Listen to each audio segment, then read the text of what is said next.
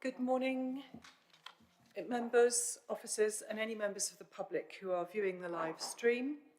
Welcome to this meeting of South Cambridgeshire District Council Planning Committee. My name is Councillor Anna Bradnam and I'm the chair of this committee. I need a vice chair for this meeting and so could I seek a nomination for the vice chair, please? Thank you very much. And a seconder. Thank you, Eileen. So, Peter, can I just take a sign of an indication of approval? Okay, thank you very much. So, Peter, would you like to join us? Thank you.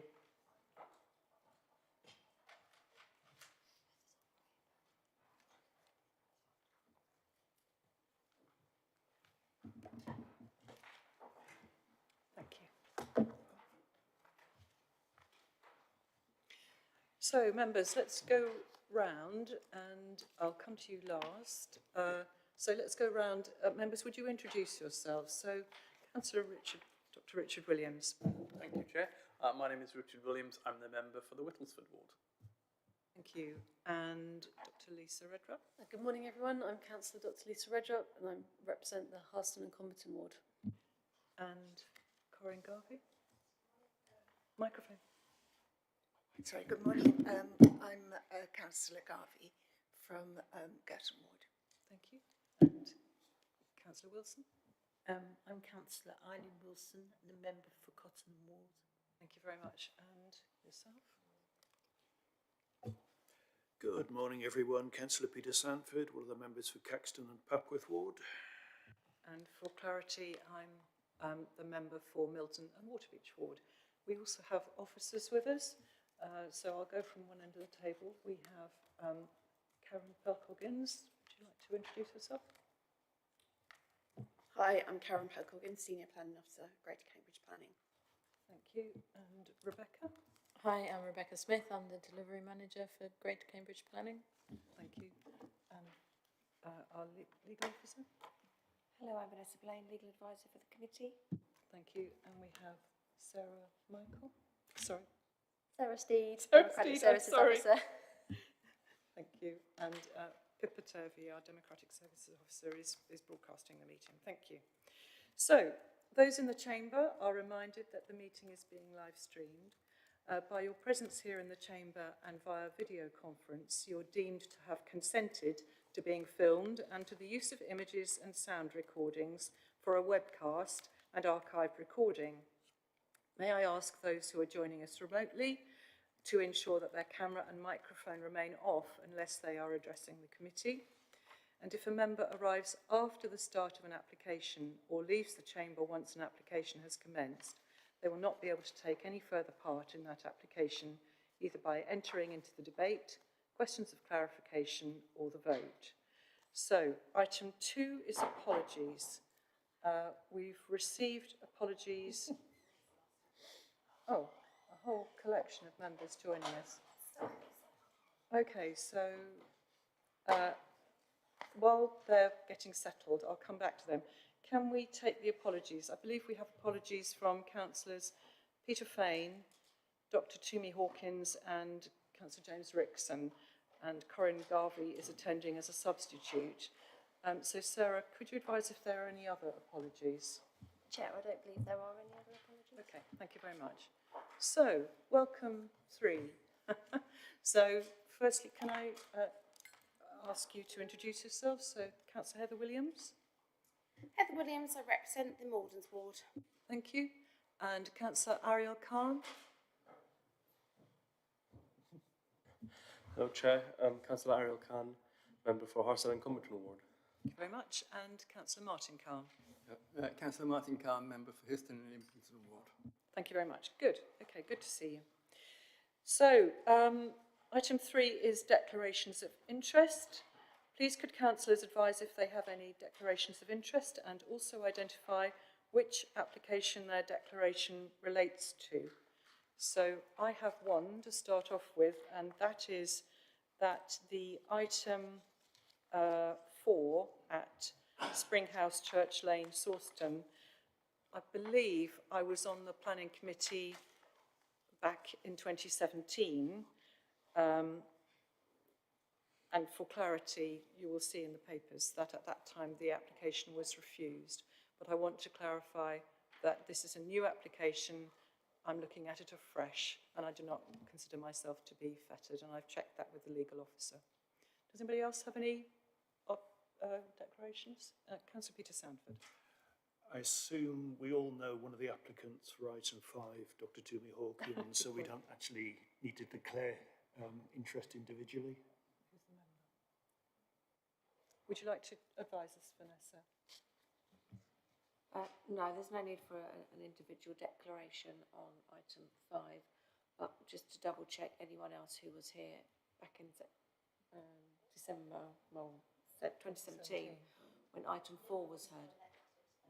Well, I don't know, so just to double check. Thank you. So that proves I'm the longest serving person on this committee. Right, okay. Heather has a hand up. Oh, sorry, Heather, yes? Just to declare an interest in item number 6 as the same as the previous committee. One of the properties is in close proximity to a relative of my husband, so I will move myself for that item. Okay, thank you very much. Okay, so let's move on to item 4, which is 25/04863/FUL. Sorry, I've skipped a bit. Just hang on a moment. I will just clarify the process for considering each planning application. And it follows this format. The case officer will give a brief introduction to the report. The committee may then ask questions of clarification of the case officer, and any registered public speakers will be invited to speak. The committee may then ask questions of clarification of the case officer. The committee will then debate the item, and at that point public speakers are not permitted to take part in the debate. And at the end of the debate and conclusion of any questions, providing there is no alternative proposal, the officer recommendation will be read out, and I will request a proposer and seconder for the recommendation.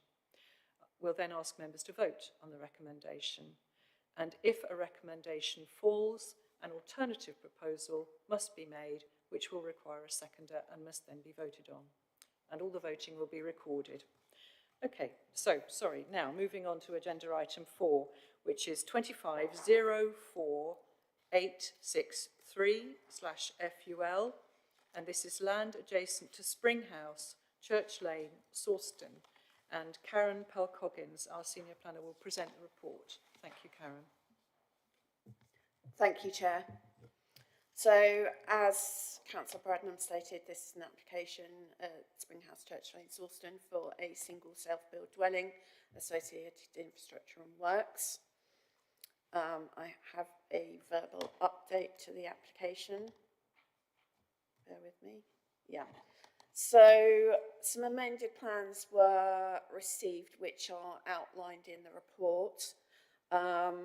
Part of the amendments were for the reduction in the width of the access onto Church Lane. The Local Highways Authority has been consulted on that change and has no objections to the revised plan. In addition, we received an assessment of the recreational impact upon the nearby site of special scientific interest. We have consulted Natural England, but to date we have not received a response. But officers consider that the assessment is acceptable. The development of one dwelling would not result in significant recreational pressure upon the nearby site of special scientific interest. Just to refer to, the Parish Council raised a comment regarding consideration by the design panel. In terms of the Council's design review panel, the development is not of a scale which would warrant consideration by that panel. That normally considers more major developments. There's an amended planning balance. So just in terms of the plans pack, there's a couple of things to add. So biodiversity net gain is added to the material considerations for approval, and the location of a dwelling outside the residential development should be added to the material considerations for refusal. I have got that amended planning balance, which I will put up at the end of my presentation, so members can consider that. And condition 3, in relation to the self-build dwelling, the council's received a few appeal decisions in the last couple of weeks, which have outlined that a condition is not considered appropriate. So the recommendation is to secure a Section 106 or unilateral undertaking in relation to the self-build, to secure the self-build element of the scheme. So therefore, there is an amended recommendation which is delegated approval subject to conditions and a Section 106 unilateral undertaking to secure the self-build. So just in terms of the location of the site, this is the location plan. The site is outside the development framework of Sawston and in the Greenbelt and countryside. It's to the south of Church Lane. It measures approximately 0.07 of a hectare in area. Just to set out the constraints of the site. So as you can see, the site is up here, which is the area outlined in red. It is, as I said, outside the development framework and in the green belt. It's in the conservation area for Sawston. It's also in a historic park and garden to Sawston Hall, which is grade 2 listed. It's within the setting of grade 1 listed buildings at Sawston Hall, which is this property down here to the southwest, and St Mary's Church, which is to the west. There's a tree preservation order which covers the site. The site of special scientific interest is down here to the south, where my laser pointer is on the screen. And it's in flood zone 1, but there's a small area of surface water flooding just to the southwest of the site, down here, approximately where my laser pointer is. Sorry, could I just, on that plan, sorry, I will let you go ahead, but can I just clarify, there is also another dwelling, isn't there, just immediately to the left? Yes, it's not depicted on the plan. Yeah, it's difficult to see, but there is there. Oh, that's the outbuilding, the dwellings here. Okay, sorry, it's just that it's not obvious from the plan. Thank you very much, Yeah. Karen. So I can go back. Yeah, so just here is Spring House. Yes. And the building to the right is This is a outbuilding, workshop type outbuilding. That's okay. So here's an aerial map which just shows the location of the site in relation to, so Church Lane is this road to the north. This is St Mary's Road, which is a residential cul-de-sac. And as you can see, Sawston Hall's down here to the southwest and St Mary's Church. So it is obviously open land. The other dwelling is just here, which we just talked about. And this is the site of special scientific interest down here to the south. So just a photograph of the site from Church Lane. So you can see the existing situation. It's an area of open grassland with a post and rail boundary fence along the side boundary adjacent to Spring House and the front boundary adjacent to Church Lane. There's a chain link fence along the boundary with St Mary's Road, and there's I think it's a low hedge and a low fence, sorry, and a high hedge along the boundary. So just to the rear is the garden of number 6 St Mary's Road, which is this property here. This is number 4 St Mary's Road, and number 2 is just down here. I've just got a couple more photographs from the views from Church Lane. So this is looking towards the residential development in St Mary's Road. So as I said before, this is number 2, number 4, and number 6. And this is Spring House. It's quite difficult to see, but this is the outbuilding to Spring House here, and the dwelling is set further back just here. So in terms of the existing site layout, as shown in the plan, an existing access onto Church Lane here to the north, There are some trees on the site at the moment, which are mainly, there's one tree on the frontage there, and I think there's approximately 3 trees along the boundary. A large tree, obviously trees within the grounds of Spring House, just here. So the proposed development is for a 3-bedroom, single-storey dwelling. It is set back from Church Lane, in line with the outbuilding to Spring House, which is just here. So it would measure 18.5 metres in depth, so from front to back, 12.75 metres in width, and have a height of 2.4 metres to the eaves and 5.7 metres to the ridge. There would be a C&B is a cycle and a bin store to the eastern side.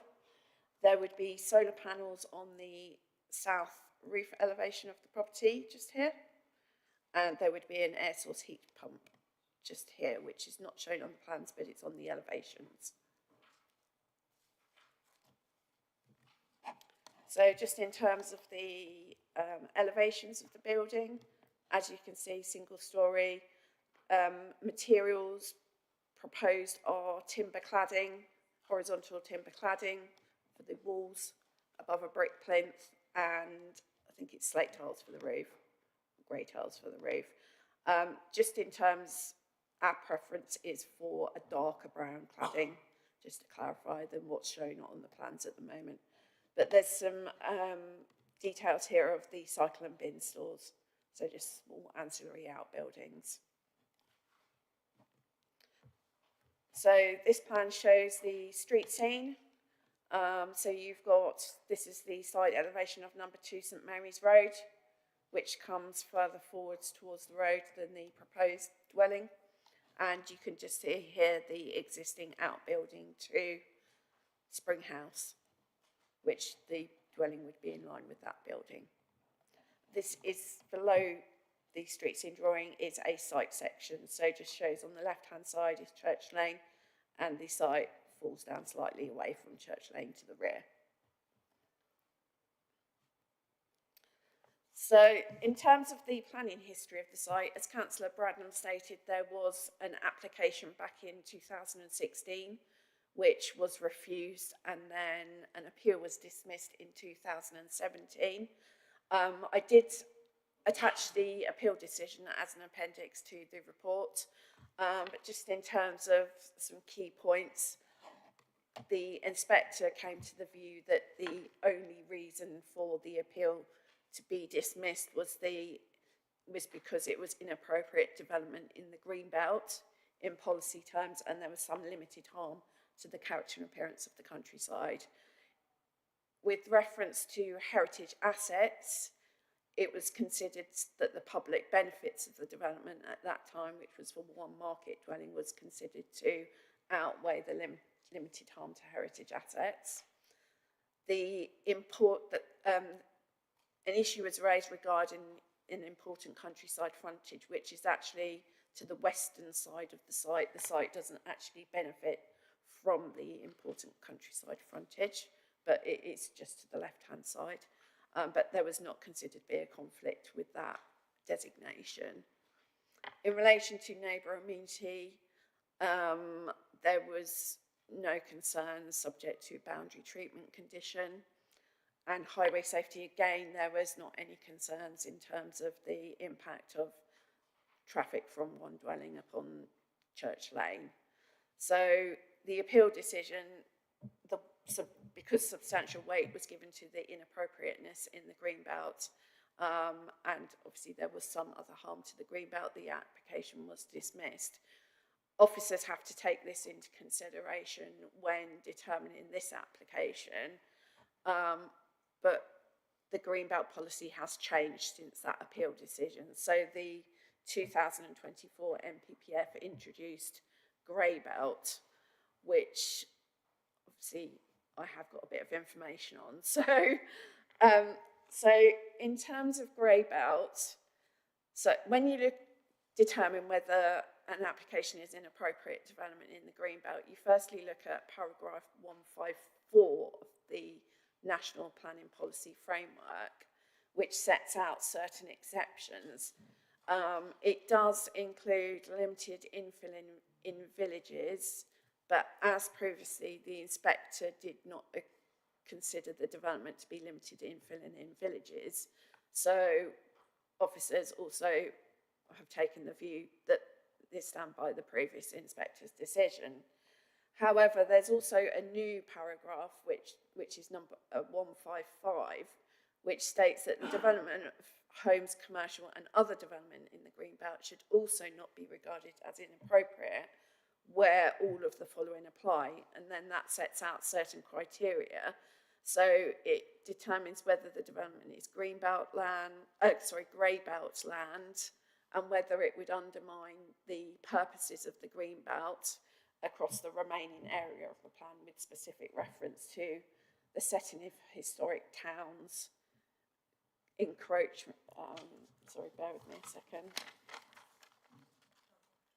Unrestricted sprawl of large built-up areas, prevent neighbouring towns merging into one another, and to preserve the special character of historic towns are the key elements of which need to be considered under paragraph 155.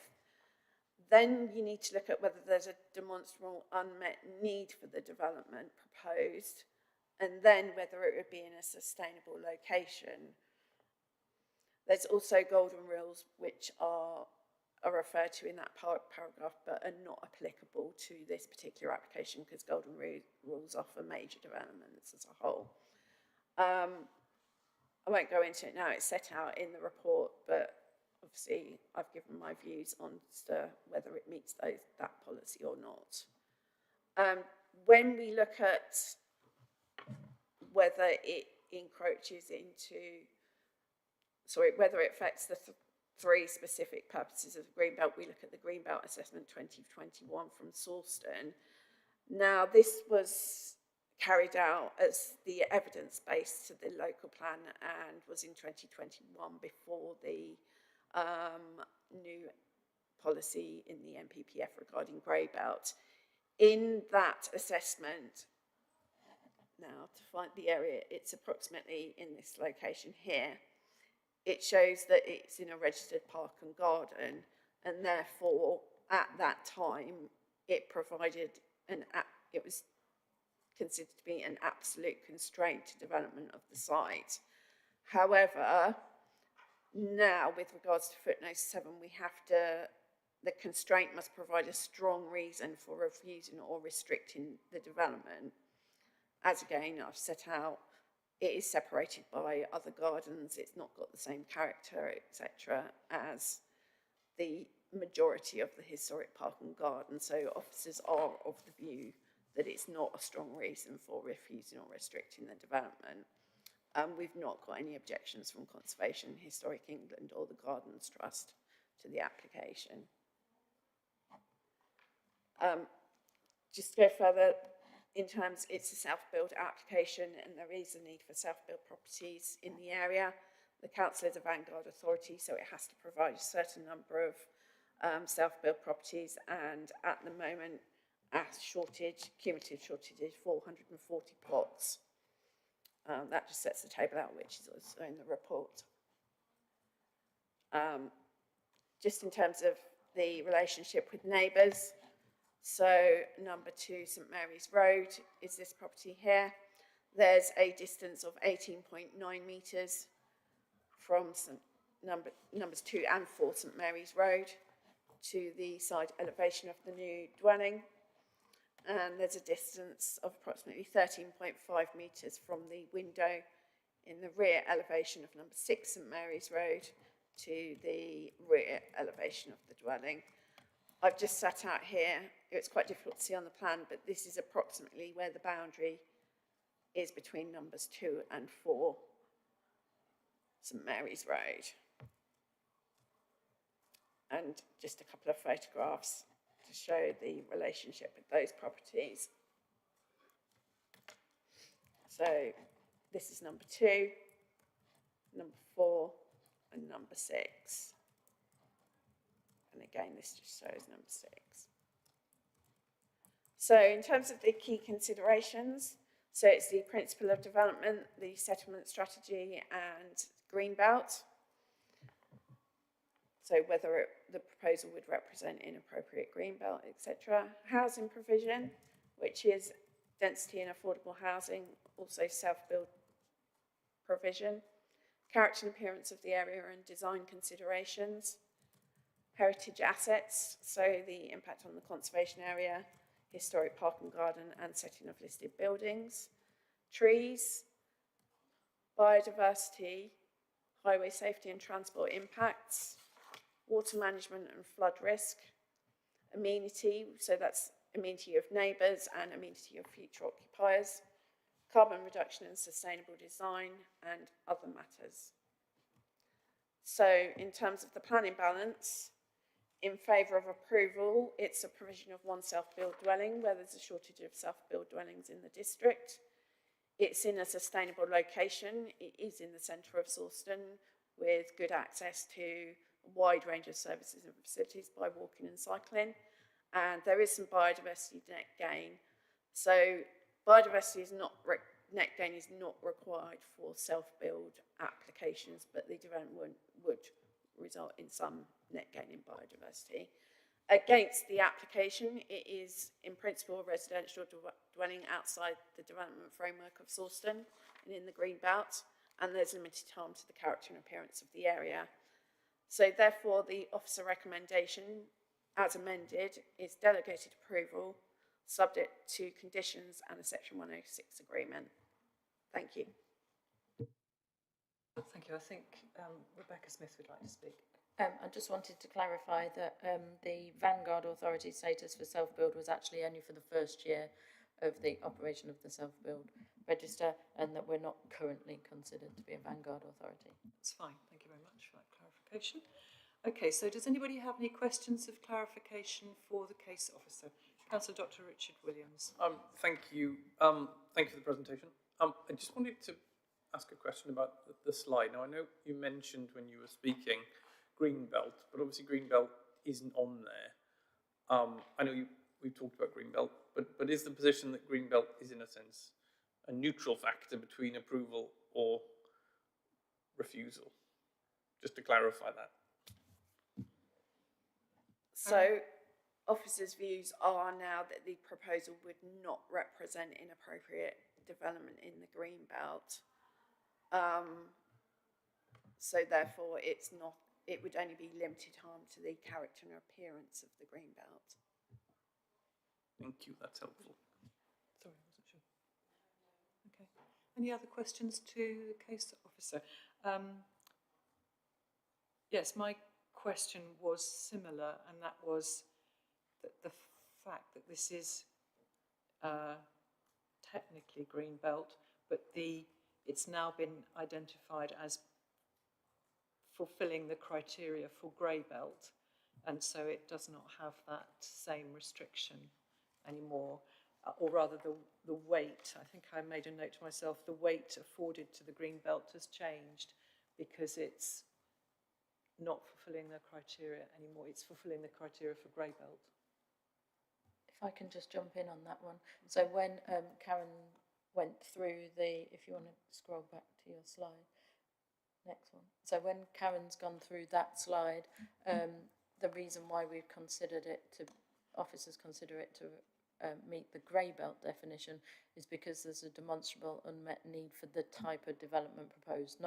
So it's linked to what the proposal is. So that's why we've said that it's potentially, officers' view is that it's grey belt because of there is a demonstrable unmet need for self-build. Okay, it's not that this bit of land's been rezoned, for example. No, exactly. Thank you. Right, I can't see any other questions of Councillor Dr. Lisa Redrup. Oh, thank you, Chair. I guess it's still on the same point. I guess when I read through it all, I kind of thought that because it had been deemed grey belt, that meant our local policies didn't come into effect. But now, Sorry, just pause for a moment.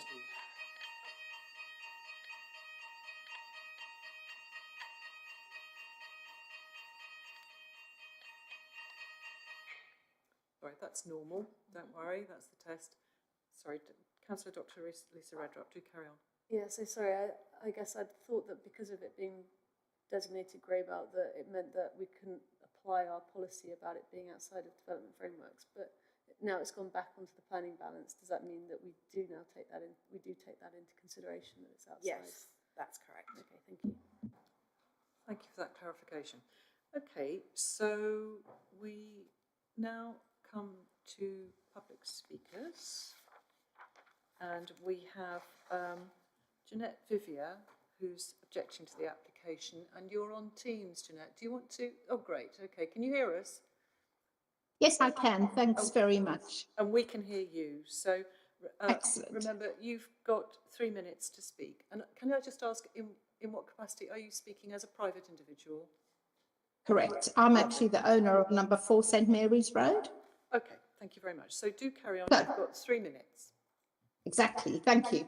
So thanks for inviting me to share my objections to actually having any building on this property. And apologies I couldn't be with you in person. I'm away on business in South Africa at the moment.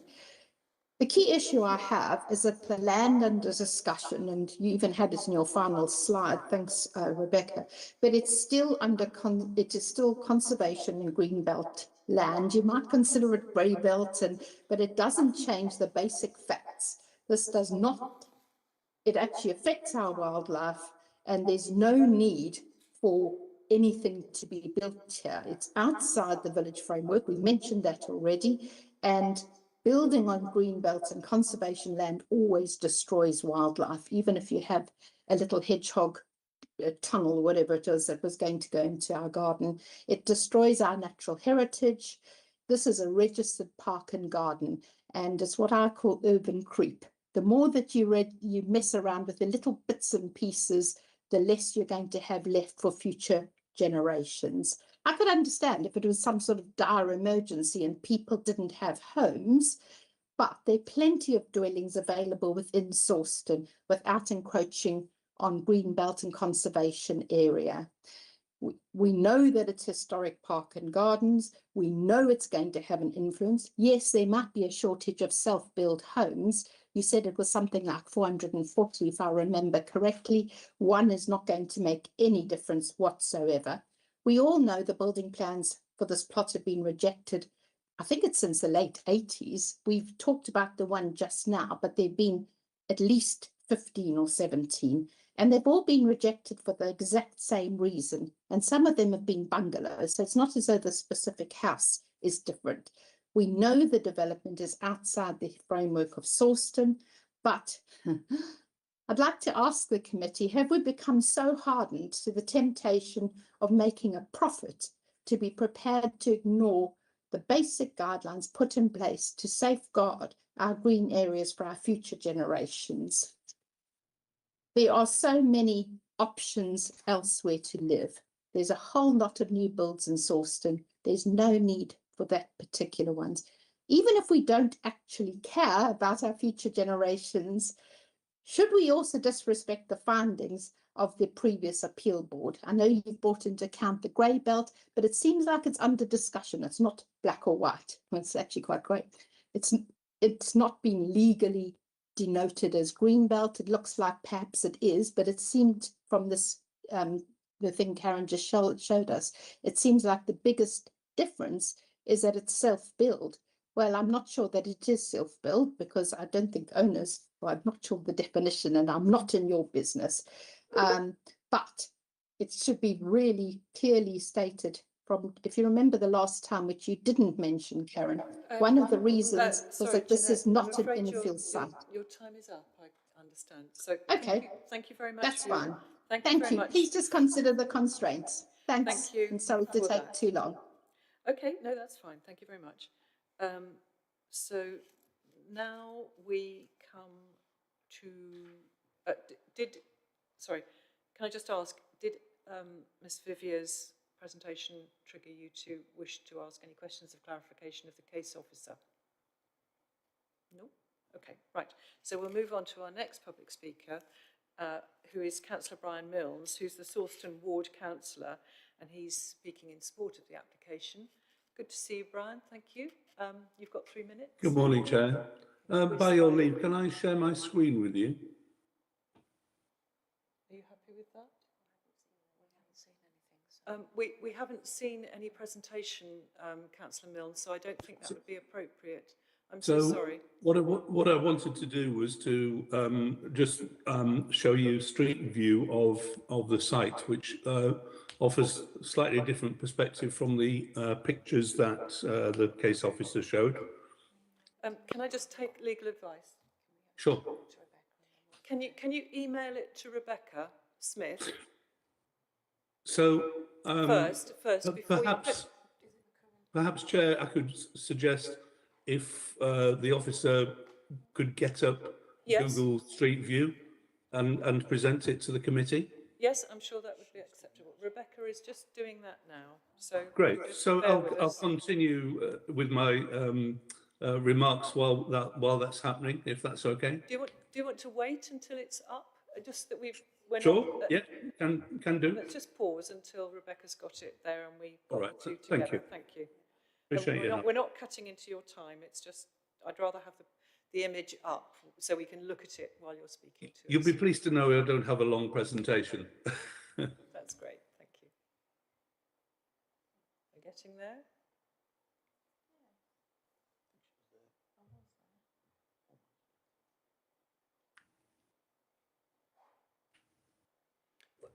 Councillor Milnes, roughly where would you like us to be on Church Street? So this development is opposite the old vicarage and the church hall. So directly in front. Is that where you'd like us to be on the Church please. Lane? Okay, right. I think there we are. Okay, super. And we can perhaps do a 360-degree just so you can see how that's reflected in buildings opposite, church hall there, and so on. The vicarage you can see to the left, and the I think the 1960s developments alongside. There we go. That's fine. So hang on, stop just a minute. I'm just going to ask. Okay, the clock started. Councillor Milne, so go ahead. Okay, fine. And you can see, I think, particularly in terms of the potential harm to the character and appearance, this development is going to be a very similar look and feel to the outbuildings to the right of that image that we see to the west of the development site, which have these wooden panelled appearance. So it's going to be a close match with that. So I'm definitely adding my support for this application, noting that although this site is outside the framework, village framework, it's part of the built-up area, and it wouldn't create significant change to the look and feel of this area. Its inclusion as part of the green belt is something of an anomaly. When the St Mary's development was taking place, this got left. It was originally, I believe, the gardens extended to the extent of this site and then were taken out. So it's got quite a dubious history in terms of its designation, which is now, and thank you to Karen Pell-Coggins for relating the changes to the MPPF, which now effectively, with the grey belt designation, removes that green belt issue that was previously in large parts of the appeals dismissal. So generally, I think this is it is a need for self-build plots. I would like to add my support to it, and happy to answer any questions that your committee may have. Thank you. Thank you very much, Councillor Milnes. As you know, any questions are directed to the case officer. So thank you very much. But members, has what Councillor Milnes raised with us triggered any questions in your mind that you'd like to ask the case officer? No, I think you've given us a further insight. Thank you very much, Councillor Milnes. Right, members, so we move into debate then. Would anybody like to start?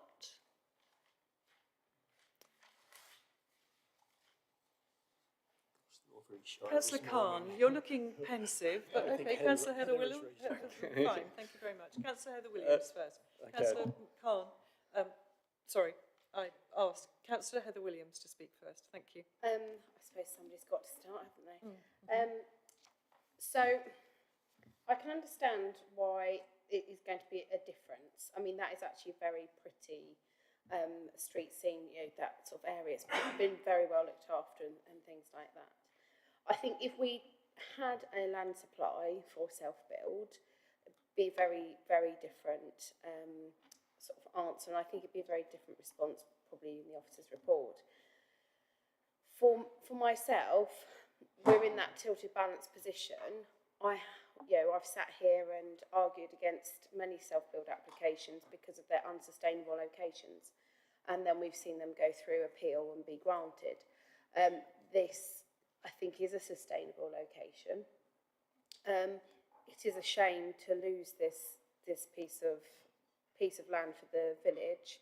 I take great objection to the word grey belt and to the national policies and the way that they're doing it, but it's what we've got.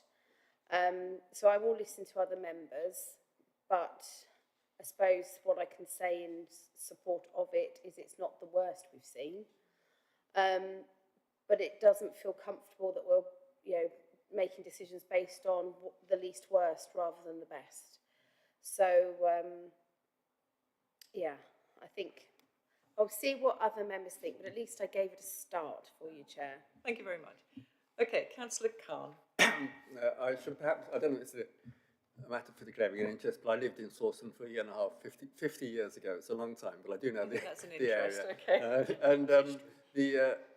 What I would comment is, it's a nice little paddock, clearly, but to call it part of the park and garden is an extension, or perhaps of reality.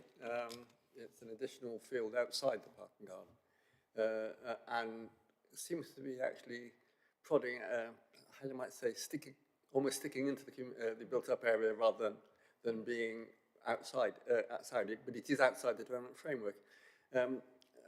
Clearly, if it hadn't been a self-build, I'm sure that the considerations will be different. I think this is the key thing here. And so it's absolutely vital that the self-build situation is secured and it's not used as an excuse for actually building something which is not self-build. Having, beyond that point of view, I think the arguments put forward by the planning officer are sound. The policy has changed, and that's changed the way that one considers this application. And there's clearly a need for self-build. It is in a sustainable location, and the impact is moderate, particularly as the house design seems to fit it into the setting. I think that is also critical in the situation. And it's low density. I mean, if they'd been trying to put 3 self-built properties on the plot, then that would be a different situation completely.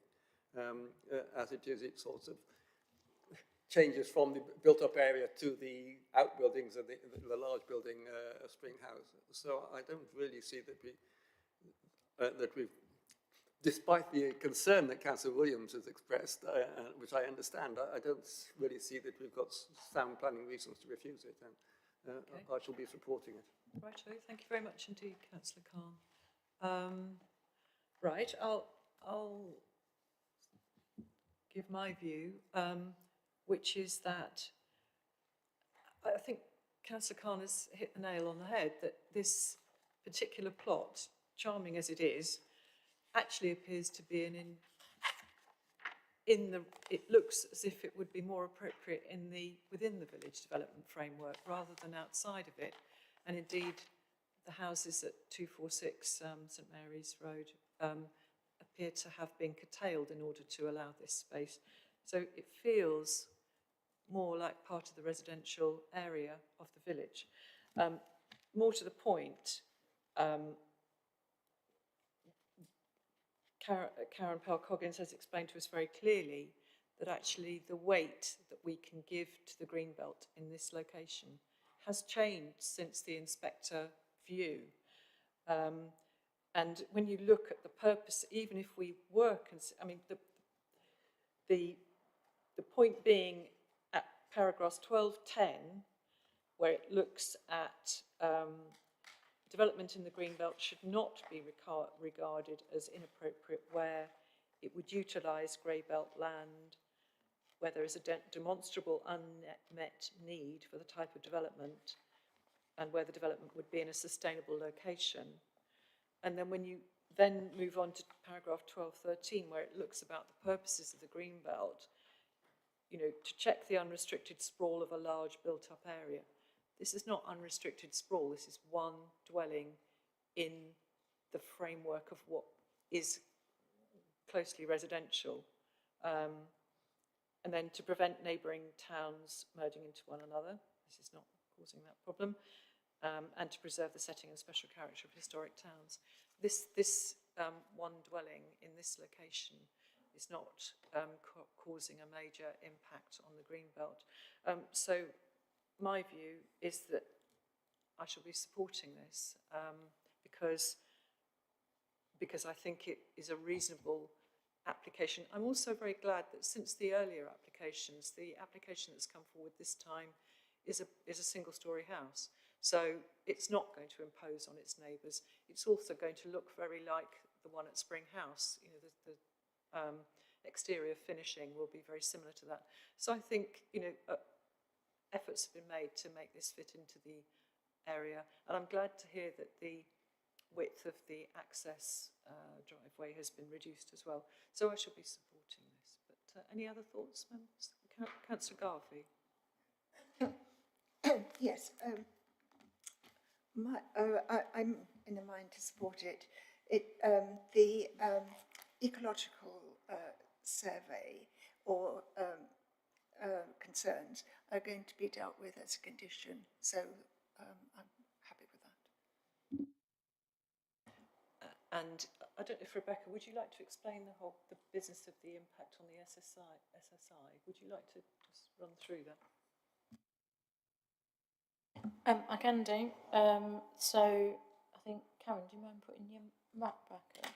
So as Karen explained in her verbal update, we have received further assessment in terms of any recreational pressure on the SSI.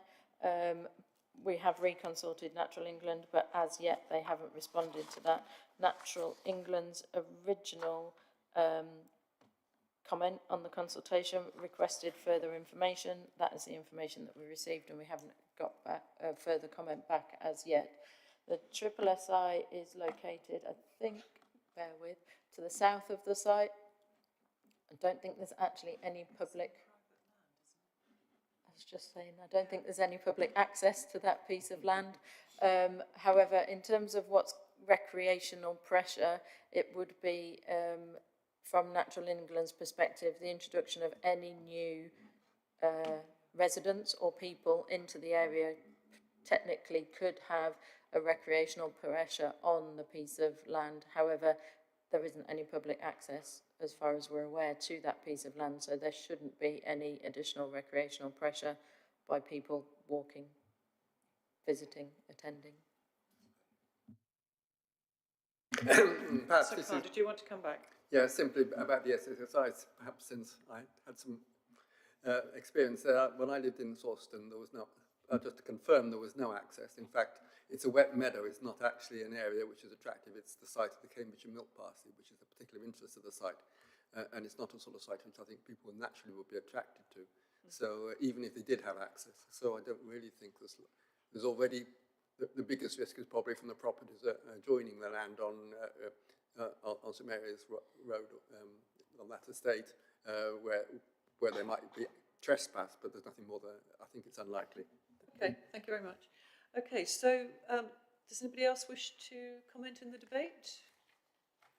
Okay, so Rebecca, would you like to give us a summary then, please? I should just point out the recommendation is This recommendation has been amended, so do you want to run through that? Yep, the recommendation as drafted is on page 30 of your report, but following the verbal updates, the recommendation is to approve, subject to Section 106 legal agreement or unilateral undertaking to secure the self-build with the planning conditions set out in the report, including the removal of condition 3, minor amendments to the conditions as drafted, delegated to officers. Thank you, Chair. So would we like to second that? Thank you, Councillor Garvey. And well, Eileen Wilson had her hand up as well. So if we say Eileen's proposer and Corinne's seconder, thank you very much. Okay, so let's go to the vote, members. If you could arrange that.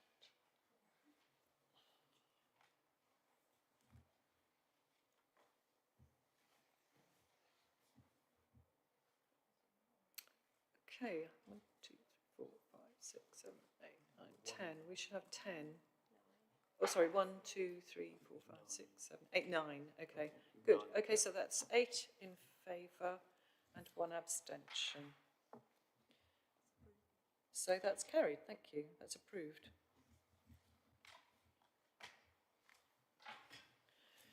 Right. Thank you very much, Karen.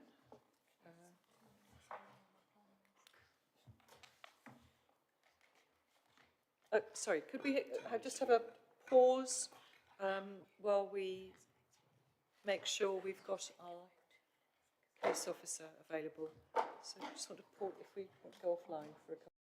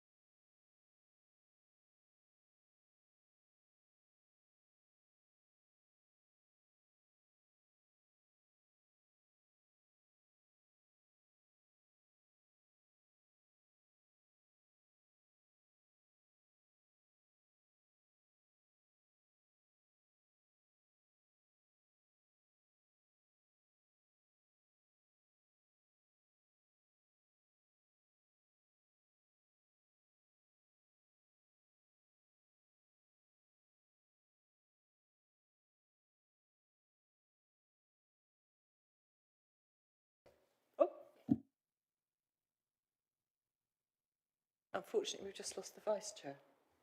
Oh, Seems to have disappeared. Can you take us offline?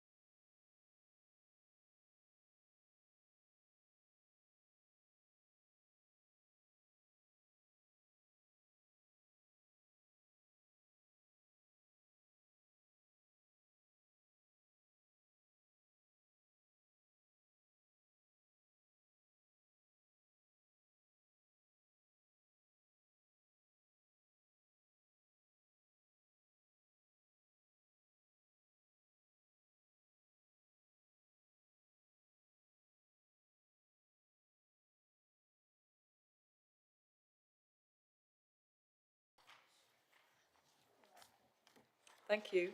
Right, so we're back with the agenda at item 5. This is item 25/01211/OUT, which is 90 West Drive, Highfields, Caldecott. And just before we start, I want to be sure that everybody has read the statement from the applicant, which was online and has been provided to us in the committee. Can you confirm you've all had a chance to read that? Good. Nods around the tables. Great. Lovely. Thank you very much. So we'll come to Charlotte Peat, who's our senior planner, and she will present the report. Thank you, Charlotte. Thank you, Chair. I'll just share my screen.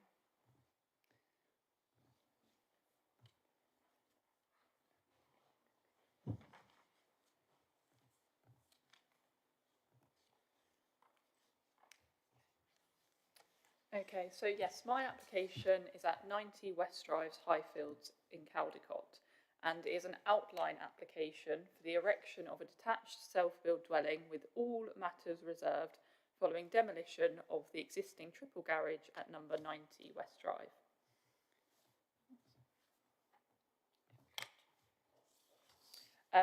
So just some updates to start with.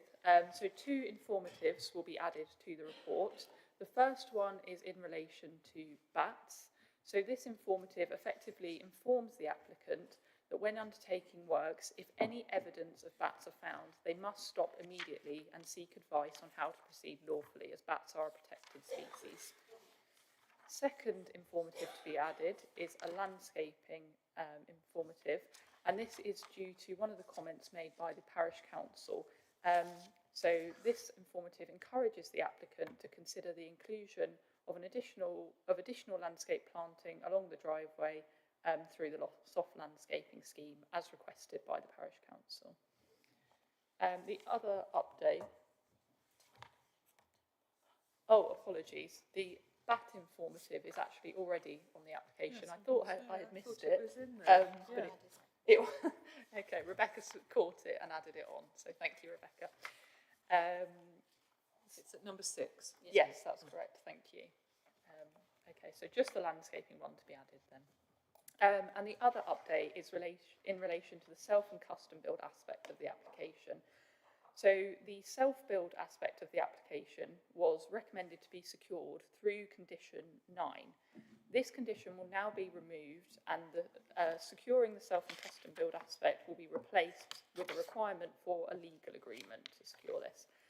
So the recommendation will also be amended to include approval subject to the conditions set out and satisfactory completion of a legal agreement delegated to officers. So just to go through some of the plans now.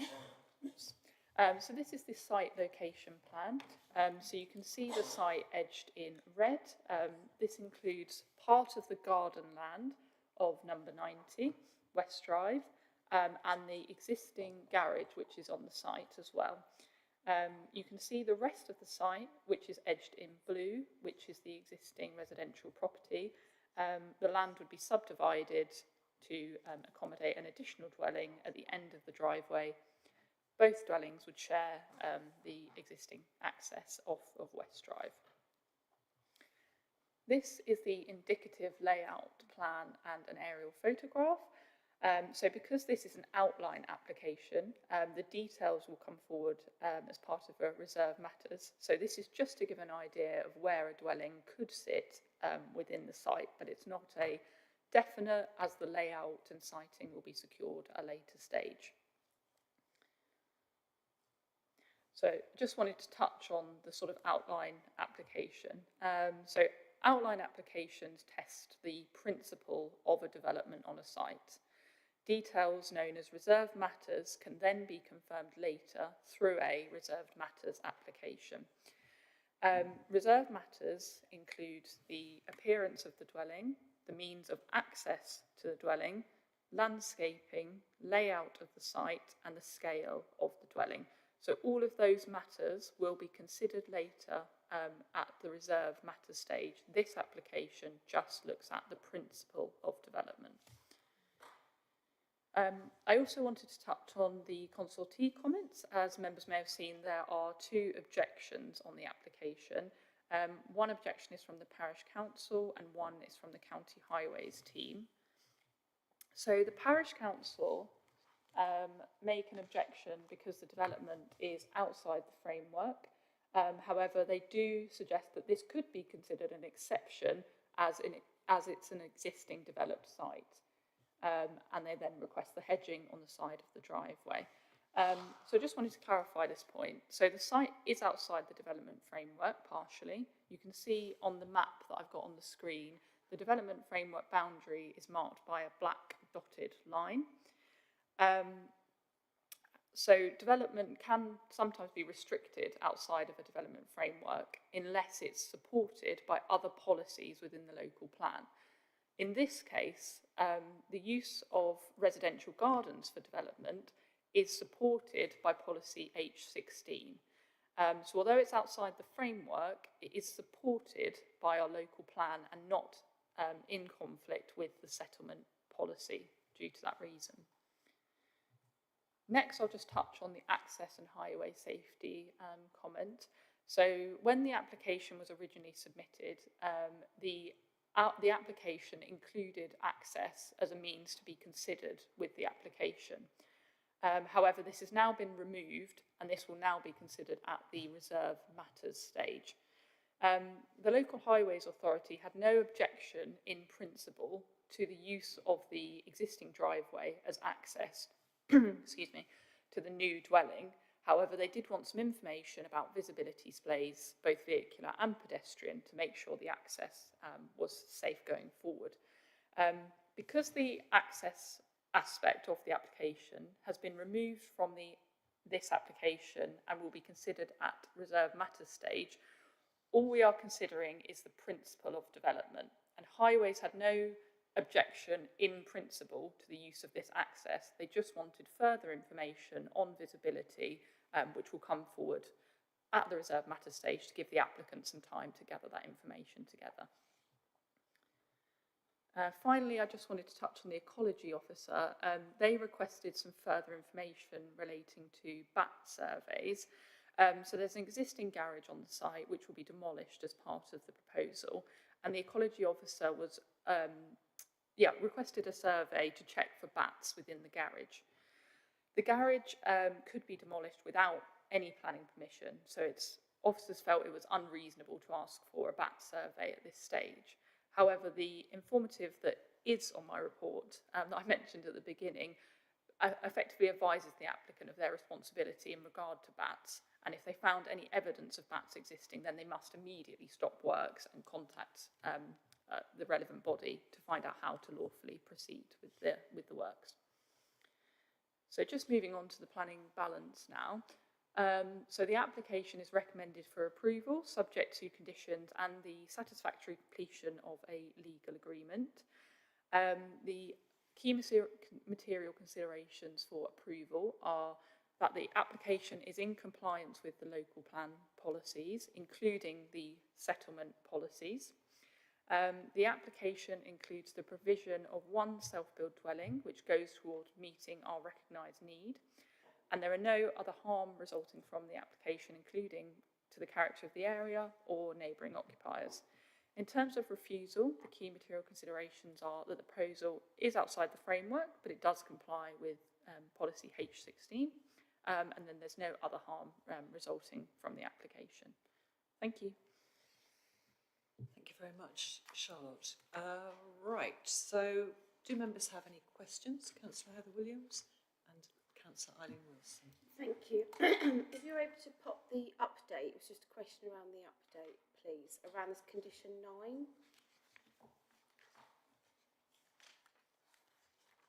It's going to be removed.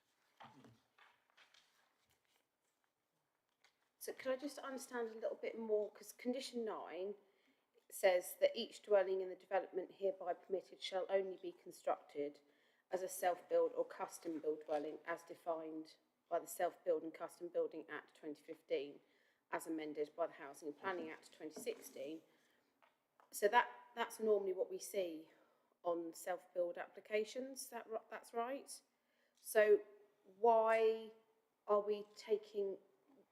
I can't quite understand why we need to handle this differently. There probably is a very valid reason, but I couldn't really get that from... I got what you were doing, but not why. I think Rebecca will probably answer that one. It's the same as the last application, which was for self-build. So we've had some feedback via recent appeals from the Planning Inspectorate that they're not supportive of our self-build condition and that they don't think it's secure enough, and requesting that well, they haven't requested, but we've reviewed that and going back to the old way of securing self-build, which was through either a unilateral undertaking or depending on whether there is a 106 legal agreement. So as Charlotte explained, removing condition 9 and replacing it with a unilateral undertaking to secure the self-build. So everything that's in condition 9 will now be in a legal agreement instead. So to be clear, this will consistently be on every self-build application going forward? So because that has only come to light in the last few days, since Monday, it was since the publication of this agenda. So if you cast your mind back, we used to do it through a unilateral undertaking. We then stopped doing that and started using this condition. It's not necessarily getting support from the inspector, so we're reverting back to the old way. So in future, any self-builds will come with either a Section 106 agreement if there are other things needed, or a unilateral undertaking just to secure the self-build element. Okay, thank you. So my understanding, because I asked a similar question, is that actually the unilateral undertaking in this case will be stronger than perhaps more easily enforceable than the condition 9. I think it covers the same ground though, because I've always been concerned, and perhaps Vanessa can come in as well, that we make sure that people undertaking to buy under this condition, under this classification, are complying with the terms of the classification. To be clear, I think unilateral undertakings are something that we've underutilised, not just for this, but across the board. I fought for one in my ward quite hardly for when it comes to Wimpole and with the double yellow lines and things. They are a useful and necessary tool for when 106 doesn't always apply and what have you. So I've not got an issue with it being used. What I wanted to make sure is that that's going to be consistent going forward, and the officers have said that, as opposed to just an exception in this case. And I think, given the circumstance, it was important to clarify that. Yes. And Vanessa, would you like to say anything? No? No, I don't need to unless anyone wants, I'm sure you all do, but the difference between a 106 and a UU, is everyone happy with that? Do you want to explain that? Because we perhaps... Do you want to just go through it? They're both under the Section 106 of the Town and Country Planning Act 1990. Section 106, the council will give reciprocal covenants. Unilateral undertaking, we don't give any covenants at all. Everything is from the owner to the council, and it will secure a protected occupation period for the term of 3 years. Anyone they'll need to be on the house building, on our registration. On our register, sorry. So it is quite tight, but they are quickly, we can put them together very quickly.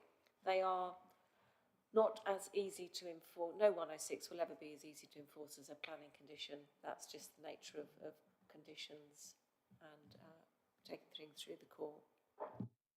Okay, thank you very much. Always good to have that reminder. Eileen, did you want to speak? If we could go back to the site plan, please, with the proposed dwelling. Was that one? Or Yeah, I just wanted to ask whether both, obviously the original dwelling will still have plenty of garden space, but would the new dwelling have the regulatory amount of garden space? Perhaps Charlotte might be able to respond to that. Yeah, absolutely. So yeah, as part of the assessment of the application, officers measured the sort of size of the site, both for the existing property and the proposed new one. We have in the district design guide sort of recommendations for garden size, and both sites, both the existing and proposed, officers feel there'd be sufficient space for that to be met. So we're comfortable that the gardens would be, give a high quality external amenity for both parties. And coming on from that, there will also, for the same reason, presumably be enough space for parking for that property. Okay, and Councillor Dr. Lisa Redrow. Thank you, Chair. I just wanted to ask about the tree officers' comments where they asked for a tree survey. I just wanted to check if this level of outline application would allow for any tree considerations to be taken into account at the reserve matter stage. Thanks.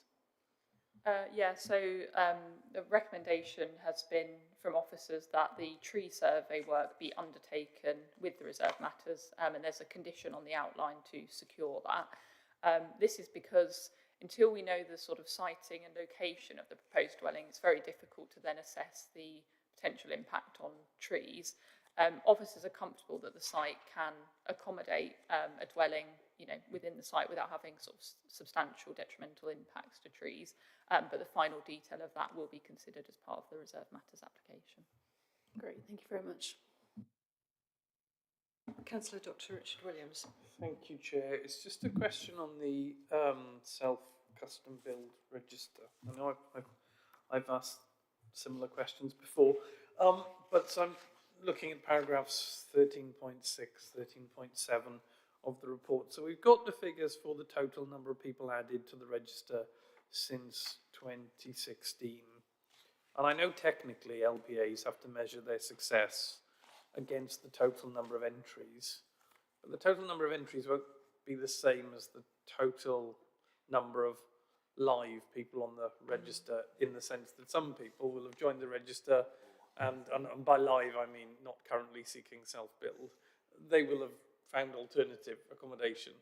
So could you advise us on the extent to which we are able to look at not just the cumulative, I accept technically we have to look at the cumulative total, but we can bear in mind the actual current demand, as in people who are active on this register at the moment, not just those who have been added, and what that figure would be in terms of active members of this register. Rebecca, do you want to respond? I actually have a different answer I can give this time on this one. So as you correctly outlined, that we have to take a cumulative, and that's the way that the register works. So we have to do a cumulative year on year, how many people have been added to the register, and technically in the legislation we then have to look at the cumulative number of permissions granted. We have noted through assessing appeal decisions, both here and at other councils, other local authorities, that just as you've requested, that there is an option to say, although we can't take people off the register, we have surveyed everyone on the register, and although we've got a need of 400, we've written to those 400 people, and 100 of them have found houses elsewhere. And so that, although it's not the reported figure, anecdotally we've got this information. We are 2/3 of the way through doing that in terms of the amount of people on the register, and we're writing to a certain number of them each week, because you can imagine there's a high number of them, and giving them all a deadline to reply by. So we are undertaking that work. So in future, I'm not going to say next month, but in future, when we have completed that task, we'll be able to say, we should have granted 973 dwellings, and we've got a shortfall of 440, but actually 70 of the people of that 440 have said they don't want to be on the register anymore. So the need isn't as high as it shows, but that's not technically how it's done, but you can add that anecdotal information into it. So we are part way through doing that. Thank you. I'm very relieved to hear that too, because that was the question in my mind. You know, when do people come off the register? And you said we can't take them off unless you've done the research. So thank you very much for undertaking that. Just to clarify, we still can't take them off the register. I appreciate that. So they're still on the register, and the figure will still show that, but we can give some anecdotal context around the figure. But they've said that they know they have found properties elsewhere.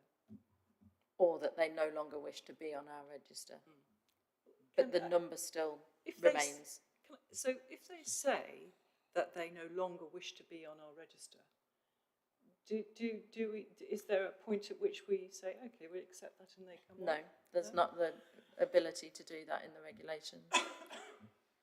Okay, that's really intelligent, isn't it? Okay, thank you. Right. So, any other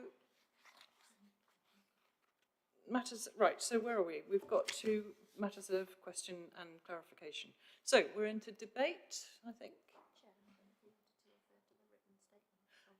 Yes, okay, I did raise that at the beginning. We've all read the written statement from the applicant, which makes the case for why they wish to do this, and their argument is a need to downsize.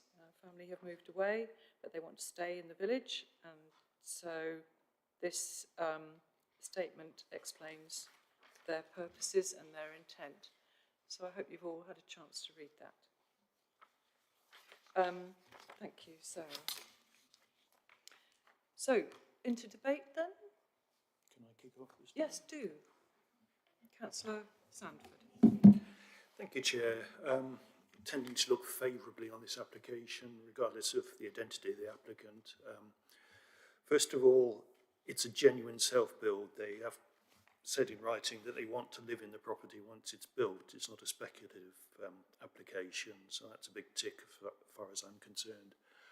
Also, as you probably saw from the case officer's photos, the existing garages look a bit of an eyesore, to say the least, and I'm sure they could be replaced with something a lot more amenable to the ambience of the village, shall we say, if replaced by a well-designed residence. So I'd be voting in favour. Thank you. Does somebody else wish to say anything? Likewise, just in terms of the application as it's presented to us, there's already a precedent for this development in its location, albeit it being outside the village framework, and indeed the parish council have supported the application. They've objected on the grounds that it's outside the framework, but they've said, however, we recognise that the site relates well to other buildings nearby and is on a brownfield site, so could well be considered an exception. And they've requested planting of native hedging along the length of the entrance driveway, which is part of the conditioning. This seems it's a large plot, and it's not unreasonable, it seems, to split it. It has a very long driveway, and so planting along that would actually be quite something to be done. But I have no objection to this. I just wondered if we come to a summary. Does anybody else wish to speak? No? Okay. So Rebecca, if you could kindly summarise for us. Please. Thank you, Chair. So the recommendation set out on page 62 of the report, however, is to be amended. So the officer recommendation is approval subject to a Section 106 unilateral undertaking to secure the self-build element, together with the conditions set out in the report, but deleting condition 9, and the addition of an informative in relation to landscaping that Charlotte outlined in her presentation, with minor amendments to the conditions and the UU draft as drafted delegated to officers. Thank you, Chair. Okay, so, right, so would anybody like to propose that? Thank you, Councillor Dr. Radjoff, and Councillor Sandford to second. Thank you very much. Okay, so let's go to the vote then.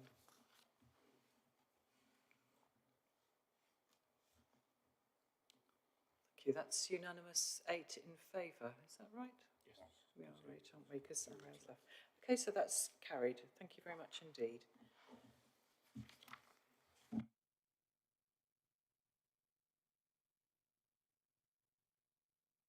So,